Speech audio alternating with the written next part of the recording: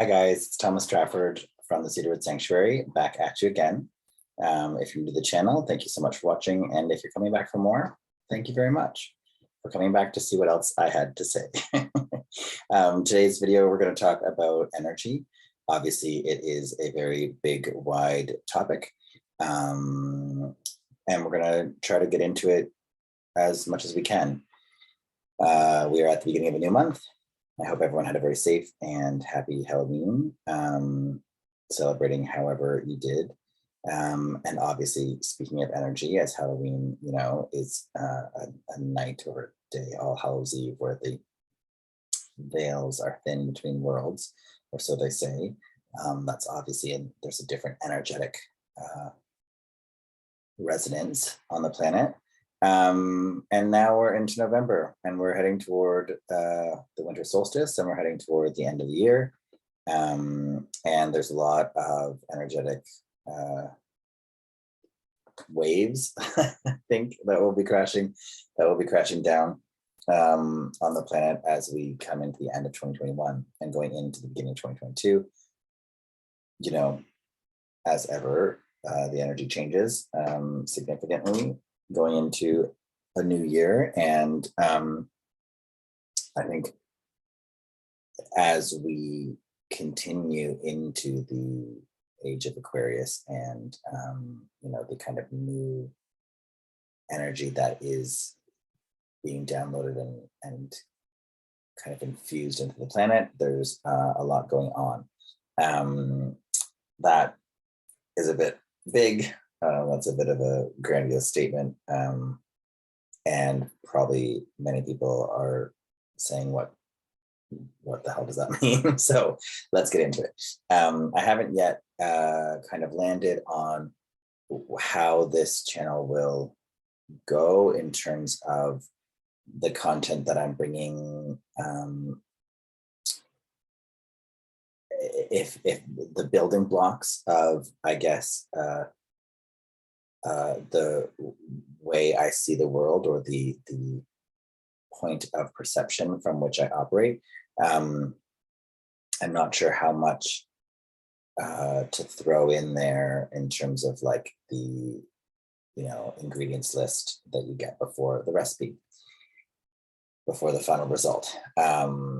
I don't know, but I have a very good sense that my higher self knows, or my meta self, as I like to say, or my oversoul. I like both of those better than higher self, but I will flip back and forth between those three.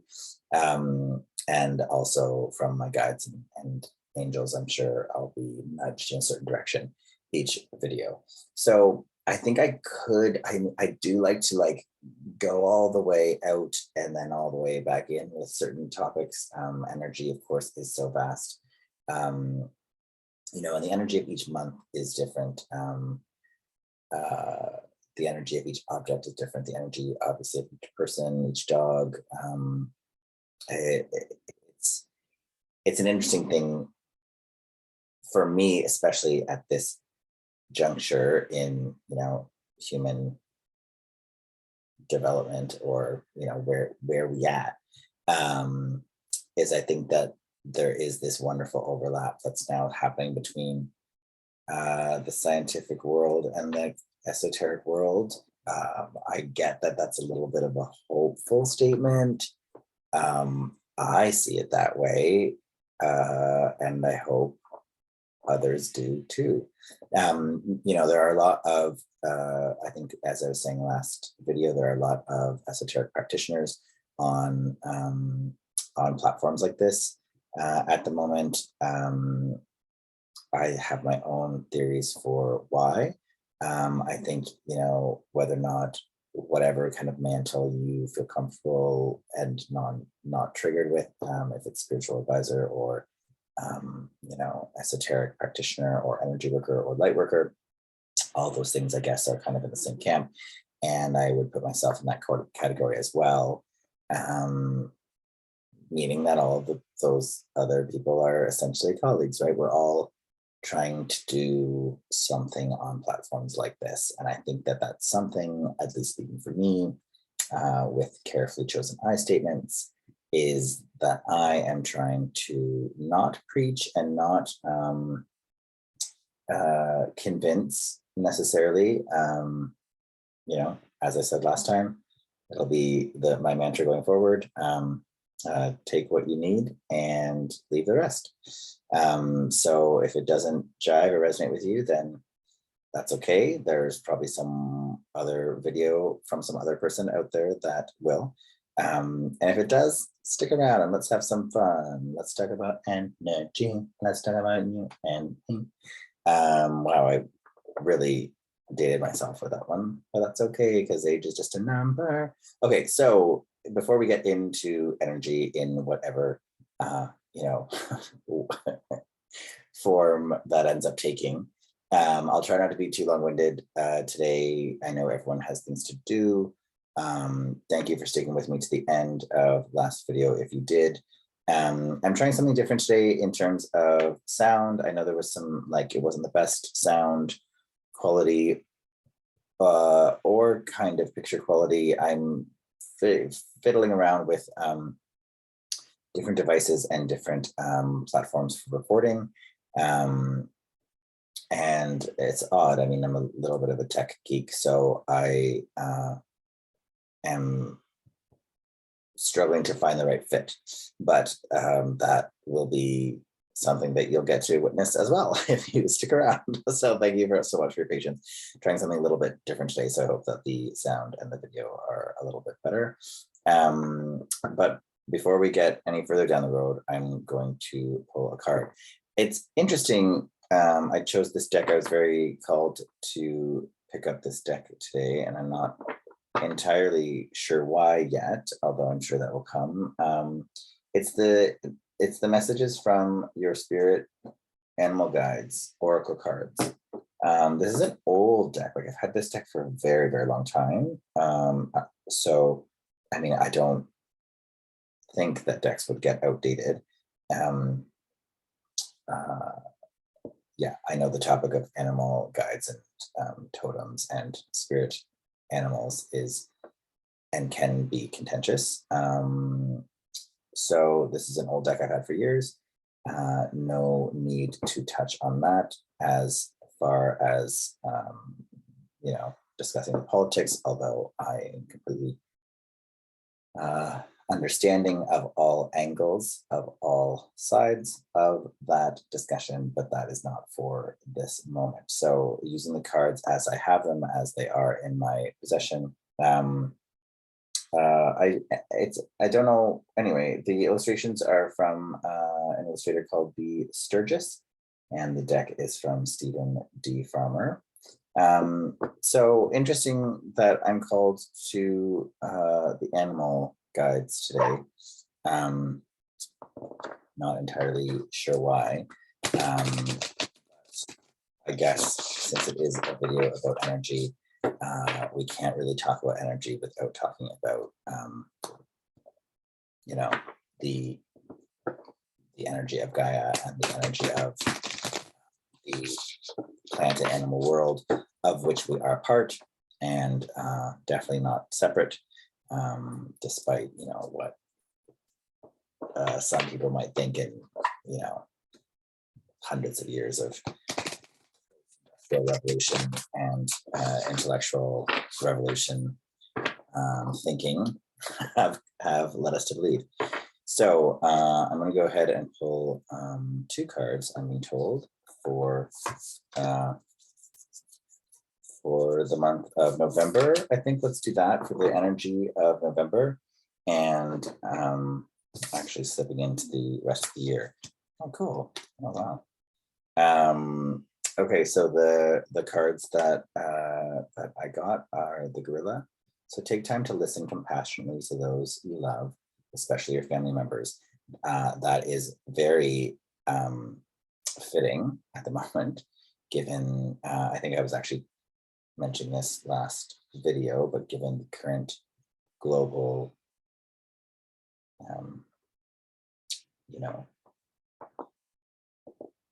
topic du jour, there are a lot of, speaking of energy, there's a lot of choices people are making, beliefs that people are adhering to, truths that people are taking on as their own. And it's causing some interesting rifts, some things that are, in my book, what I find the most troubling is, and I'm sure I mentioned this last video as well, but is the difference between unity consciousness and any kind of division. So regardless of, if it's a spectrum, regardless of where you find yourself on that spectrum, if you're too far to either side, you end up drawing a line in the sand and having no space, no room, no compassion, or no energy for anyone who's anywhere else on the spectrum, right? And that's the thing about our point of perception. We have a singular point of perception as a singular being, and that is beautiful and valid and should be honored and heard and encouraged, but it does not place any singular one of us above any other. And it does not mean that, if we are the only person on this planet that's saying that from our point of perception, it doesn't mean anyone else has to meet us there, agree with us, or give a shit, basically. So that card really, really fits in with that, in terms of, especially going to the holiday season, which I know just days after Halloween, probably nobody wants to think about, but it is coming up. So just going into that time of year that is, the darkest days, like literally on the planet, at least in the Northern Hemisphere.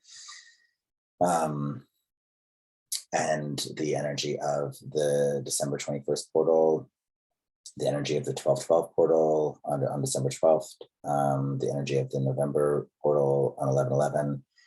There's a lot of big energy at the end of the year. And, like moments where you're heated or extra emotional or have stubbed your toe or anything like that, any kind of wave of big energy in the body, in the psyche, in the soul, it can cause us to snap back to survival mechanism, coping mechanisms,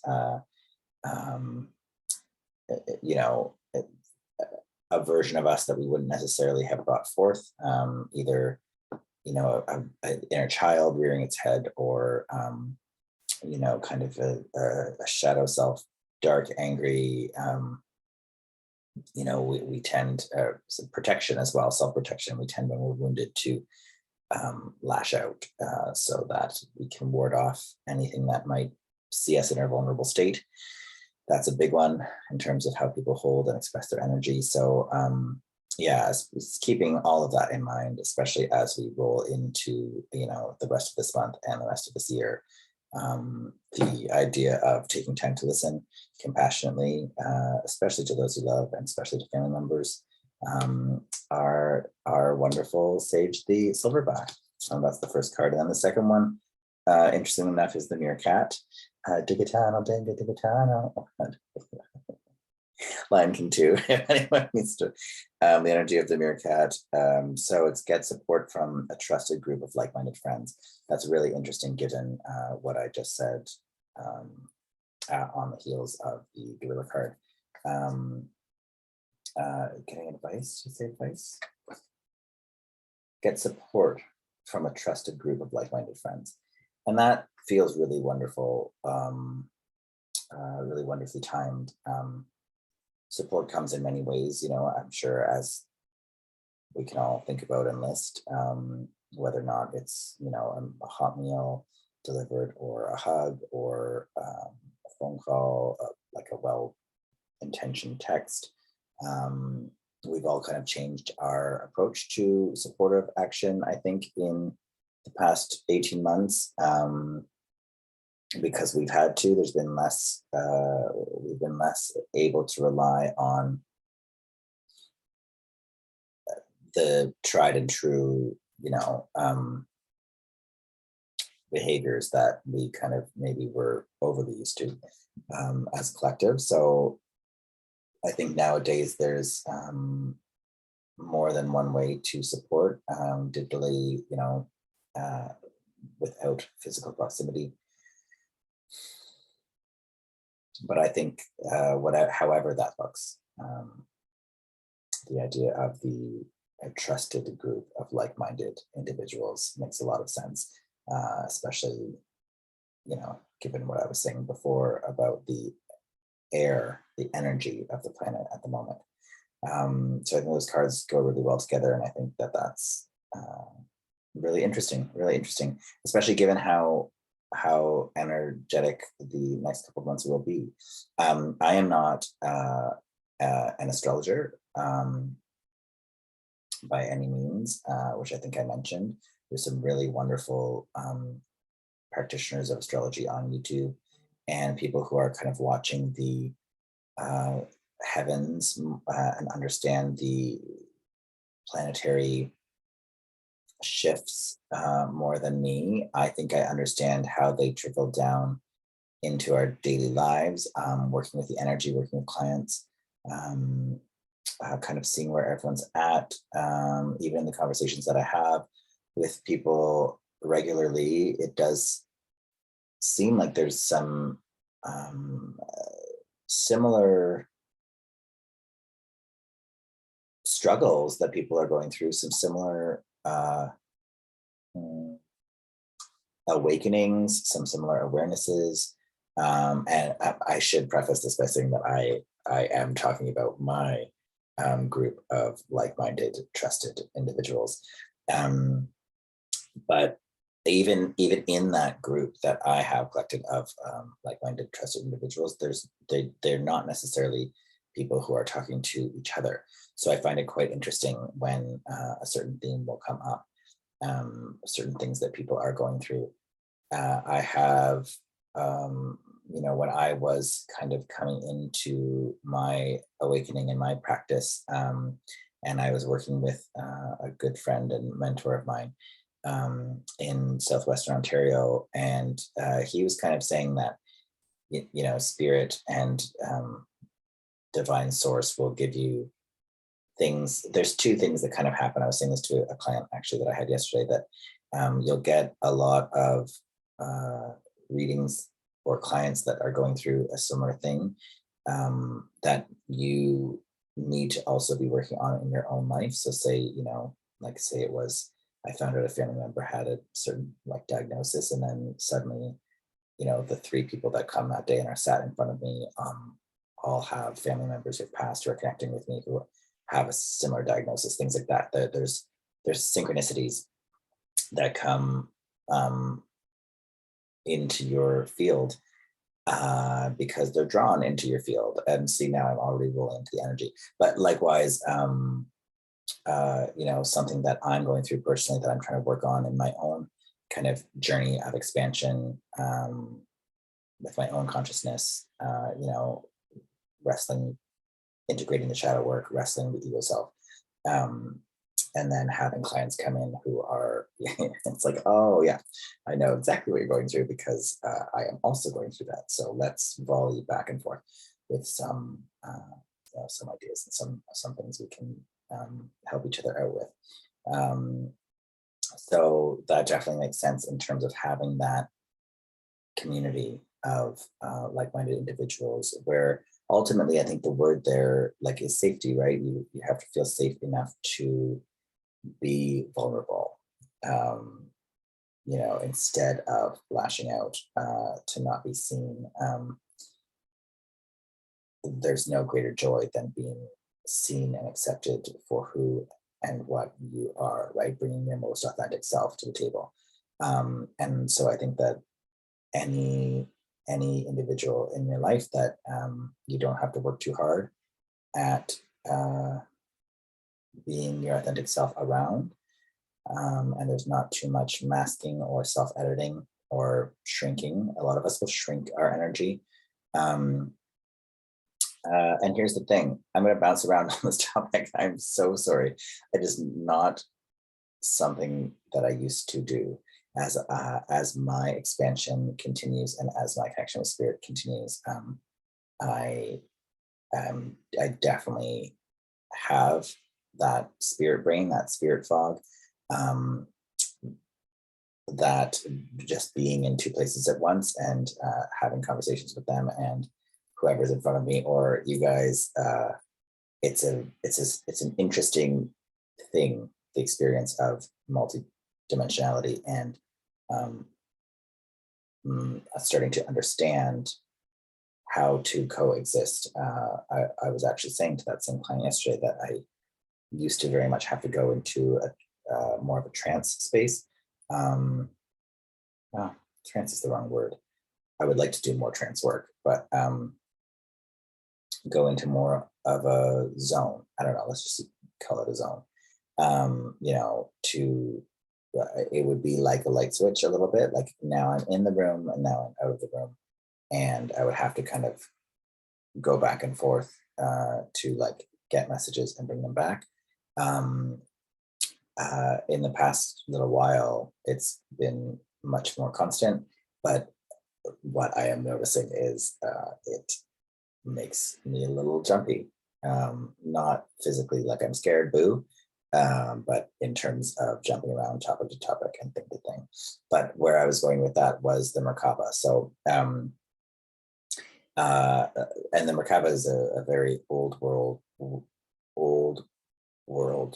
word that I believe comes from Sanskrit. Someone correct me in the comments if I am wrong. I believe it is, from the region around India and Pakistan. And I mean, that's one of the oldest, that's the birthplace of, culture and so much, the cradle of humanity kind of in Africa, India, history of our current planetary reality.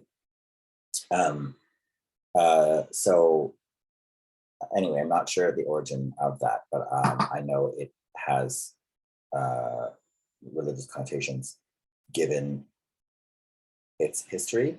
I think that a maybe more palatable or more known way of saying that would be your energy field, right? I think this is what I was saying before about the kind of overlap that I'm really enjoying of esoteric and more scientific.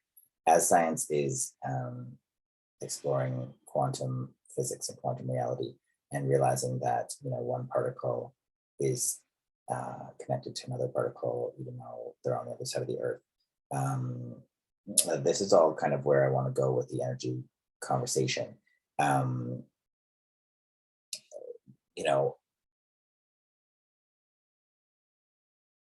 But I will finish. Yes, sorry, I will finish with that. So, in an electromagnetic way, right? We have magnets there on our fridge. We have cell phones, which we understand now have electromagnetic frequency. And that electromagnetic frequency also, say, coming from the rays of the sun, there is electromagnetic frequency on that. So the electric and the magnetic are two fields in our physical, dense, carbon-based material reality that we engage with, right? With electrical storms, lightning, thunder, magnetic fields of the planet, the poles, compass. A compass can get me there, right? So general understanding of electricity and magnetism, they are very much in the third dimensional operation of Gaia, and they're very much in the human experience. We have electrons in our brain, we have electrical firings and things happening.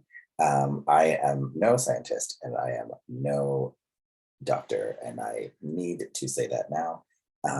If you are an avid YouTube watcher like I am, and you happen to know who Evan and Caitlin are, I always, in this house, we sing a lot science adjacent with Caitlin. So I know that all of this is science adjacent and or through the filter of an esoteric practitioner. But follow me, if you will, down the rabbit hole of the Cedarwood Sanctuary and Thomas Trappard's brain.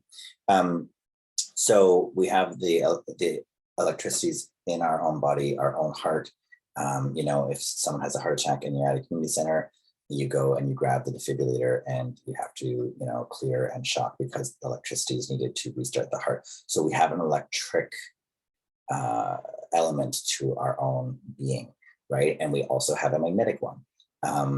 And so the magnetic field that our heart gives off, if the Heart Math Institute is awesome and they do great work, and you should look them up if you don't are not aware of them.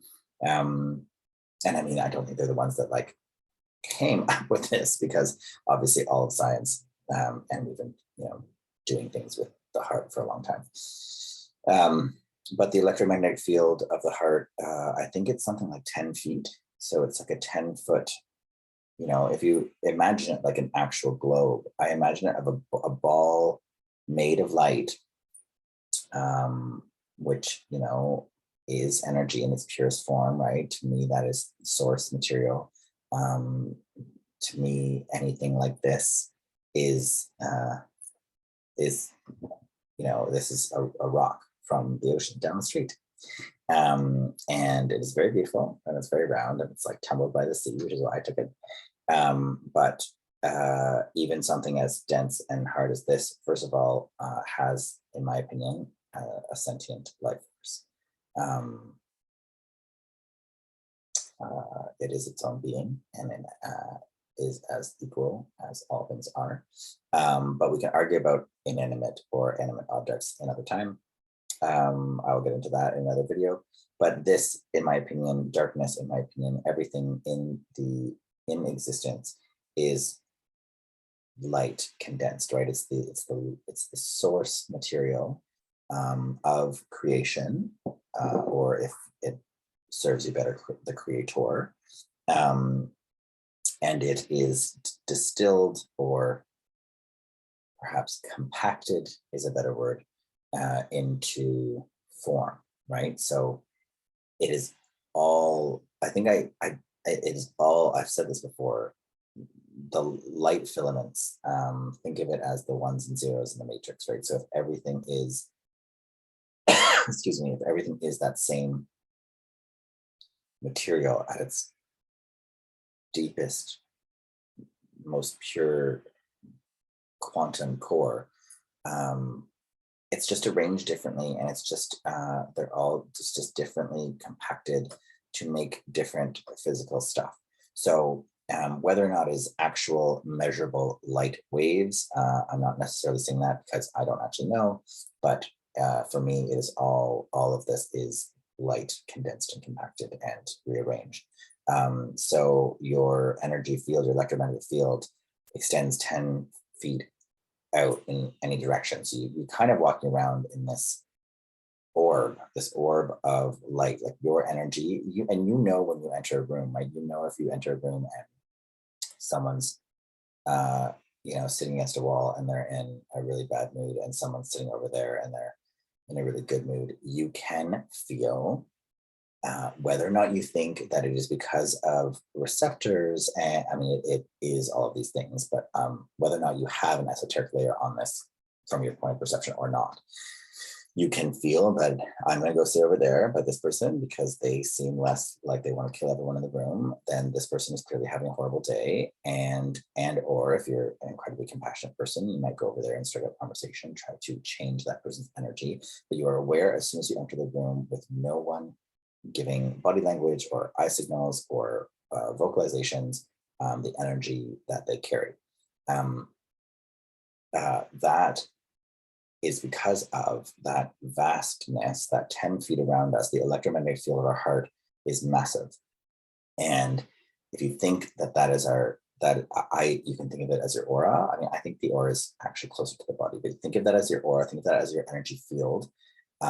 So think about the fact, if you're on a crowded subway car, think about how enmeshed in everyone's energy you are, right? Think about the fact that, like, you know, and I mean, God, none of us have necessarily been in a lot of crowds recently, but well, started up again last summer too, with things opening up and concerts and stuff. And so just being aware, I mean, even if you're in a partnership and you're sharing a bed or a space or a bathroom with someone, like being aware that the energy you carry into a room is not just inside your brain and your thoughts. It's not just inside your heart, with your emotional center, like with this heart chakra, they all affect and they all ripple and domino, but it is the entire thing. It is your entire field. And that field can affect things. It can affect the growth of plants in your house. It can affect the mood of dogs. How, if you are someone that's lucky enough to live with animals and share space with animals, you know how sensitive they are to energy. And you know that if you start to have a heated conversation with someone, their energy changes and they kind of get up or start to whimper or start to whine.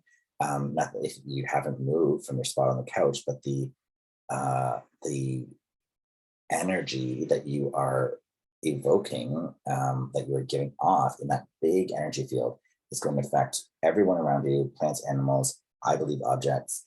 And so I think it's really important for us to be accountable for our energy. I think that, I've seen certain signs. I think we had one at my wedding even. But having a sign outside of a public space that says you're accountable for the energy that you're bringing to the space.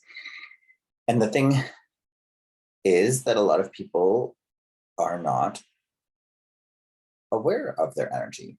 I think a lot of people, this concept is maybe has not been said in the way that I'm saying it, and maybe that's why they're telling me to talk about it like this. But knowing that your thoughts create your reality, and if you don't believe that, at least perhaps acknowledging that your thoughts can affect your mood and can affect your emotional state, can affect your current expression of yourself, which is, in my opinion, the same thing, because that expression is how you're perceiving your life, right? So you're perceiving your moment, and the difference between thinking I'm a failure, I'm a failure, I'm a failure, I'm a failure, on being on a ticker tape, going through your mind, like from your inner critic or your inner roommate or whoever you want to call that voice in our head that is usually pre-programmed to have negative self-talk. That's going to affect your behavior, your mood, your emotions, your thoughts, and therefore your next action, therefore your next choice, your coping mechanism, your lashing out, your all of that is going to come from that place, from that ticker tape, or from that thought. So in a very real way, your thoughts are creating your reality. And that's not to say that in terms of what's the term is toxic positivity, that like it's all okay, it's all okay, it's all okay, like la la la la la la, and not saying that there's still awareness of the outside world. We are only experiencing our own reality, but it does lead to a road of truth. And I just want to be clear about this, since we're at the beginning of my YouTube journey, that I am someone that thinks all truths are true, and that all truths can be true. So I believe very much we live in a world of simultaneous truths and simultaneous realities, which is literally possible, right? I mean, I think it was like I don't remember which of our ancient Greek philosophers said this, but just if I am perceiving the world from my own consciousness, wherever we think that lies, from my own place of consciousness, I'm perceiving the world. And like if in my perception, the sky is orange, then for me, the sky is orange, and everyone on earth is a crazy person saying the sky isn't orange. If everyone in my community doesn't agree, maybe is there something to look at within myself? Is there a reason I think the sky is orange? Then we slide into, diagnoses, perhaps a more allopathic approach to things. But in terms of beliefs, filters are the filters that we have. Like we all grew up with certain filters. You have the filter of your community, your family. We are the Smiths, and this is where we live. This is our house. This is the Smith house. That's already a filter. The Smiths are Presbyterian, and So therefore we go and practice this. So the Presbyterian, our religion, becomes a filter. I have been raised as a cisgender, male, and therefore I am a he, him, and that then becomes a filter.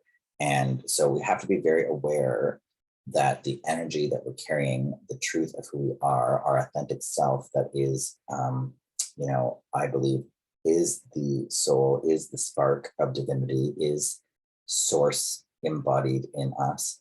When that kind of comes out as our consciousness, as our perception, as how we engage with the world and interact with the world, it's going through multiple filters. It's like at the eye doctor, what's shoo, shoo, shoo, right? So there's a lot of filters that our divinity, our soul passes through to see, understand, take in, process, and kind of digest and re-spit out back at itself the world. And I think that's important to understand, to keep in our consciousness, to keep in our awareness. I think that really helps with compassionate action. I think that if we can understand that, I am having this experience because of all of these things, my entire life journey has been filter, filter, filter, filter. One path that one human has walked, that's completely individual, right? The whole idea that we're all snowflakes, it's completely individual to that person. So if every single person is having their own version of that, is yours, and do you think that you are not worthy of that experience? Do you think that you are not,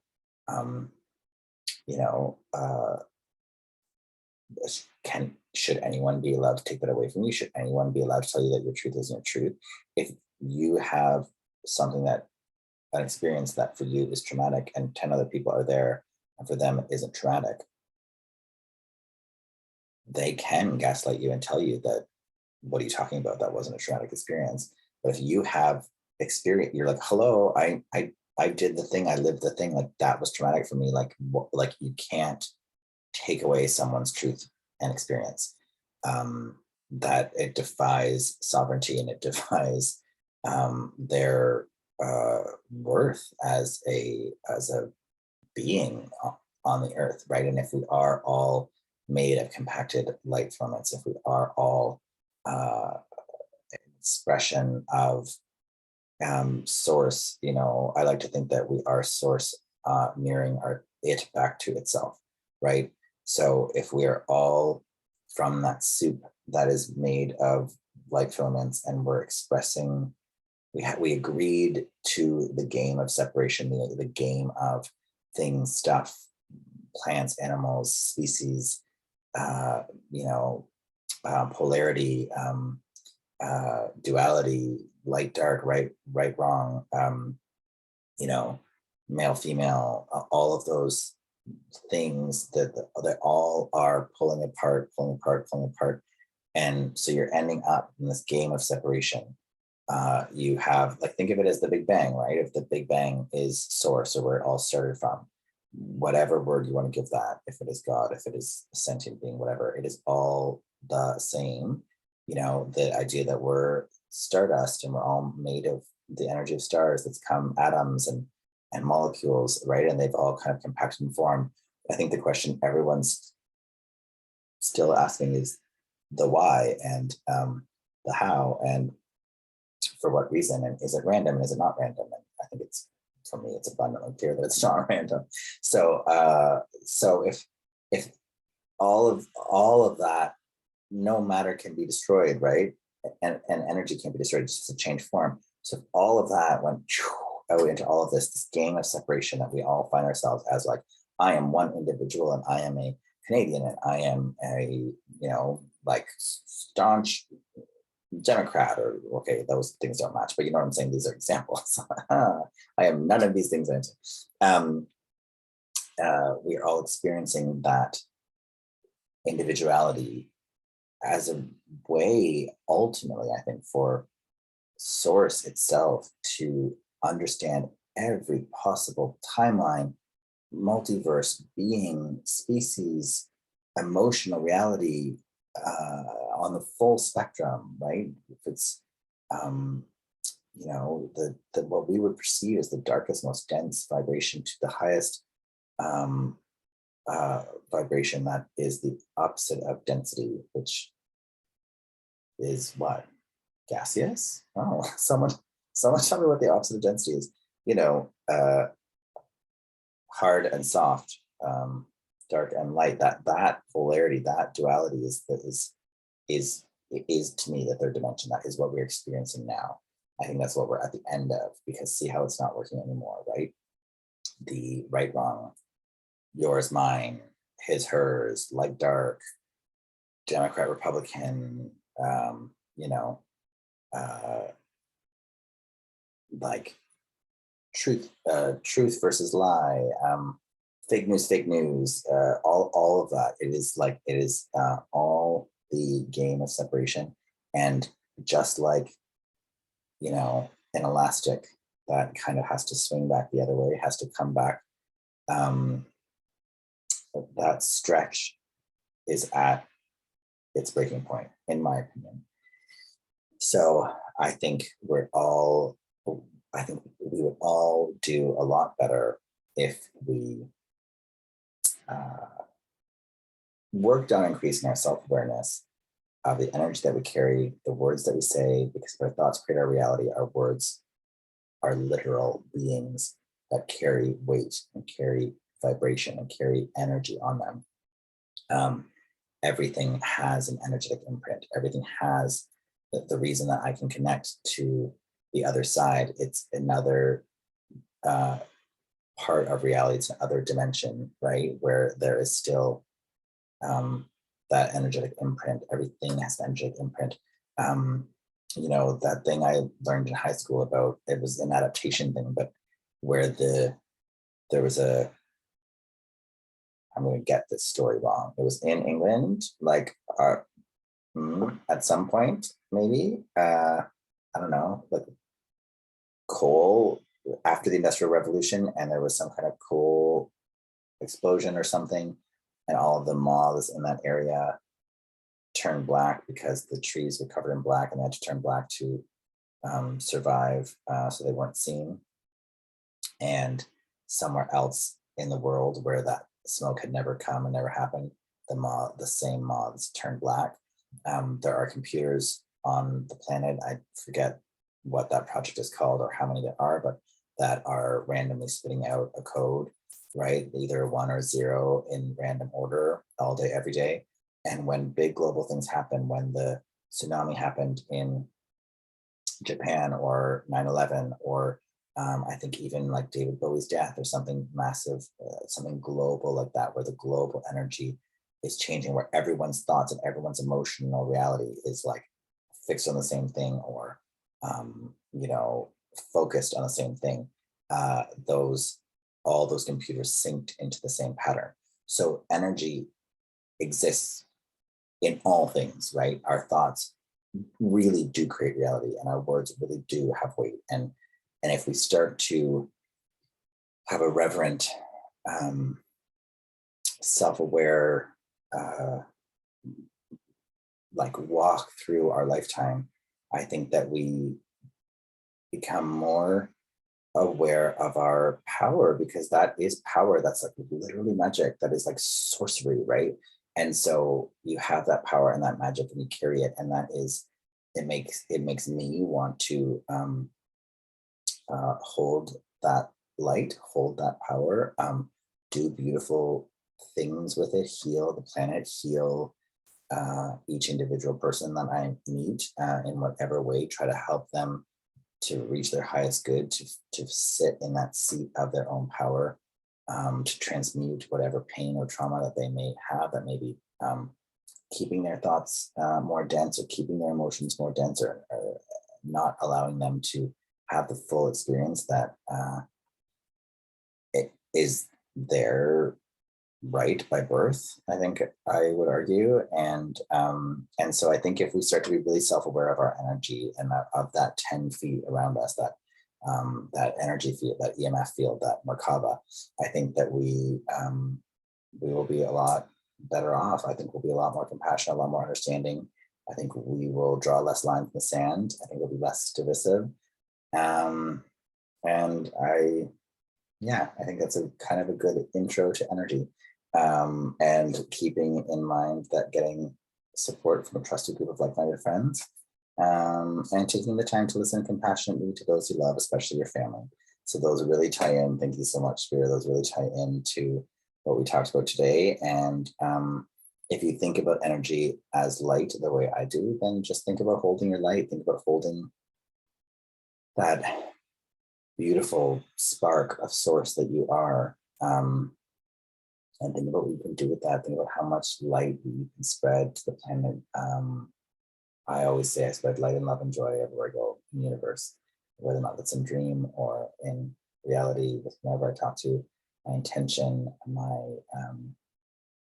my intention, my purpose, my contract that I made with source and universe is that I spread light and love and laughter everywhere I go in the universe. And if you try to have a few kind of basic, succinct mantras, affirmations like that: I am beautiful, I am worthy, I am loved, I spread love, I spread joy, I am grateful. I'm grateful for this experience. I'm grateful for everything that I know, and I'm more grateful for everything that I will learn and that I don't know. There's a humility that rolls forth, that there's a humility that kind of weaves its way through that way of being and way of thinking. So I don't know, give it a try. Let me know what you think. Let me know in the comments, and give this a like and a share. Send it to some friends that you think might need to give these things a little think as well. And thanks so much for being here again. And I'll see you next time, guys. Okay, bye. Love you.